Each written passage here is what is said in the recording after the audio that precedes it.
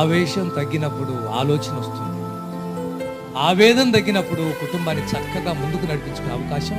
ఎస్తేరు ఎప్పుడైతే ఆవేశపడితే ఆ రోజు ఒకవేళ వాడిని చెప్పుతో కొట్టేది కానీ రాజు అపార్థం చేసుకునేవాడు.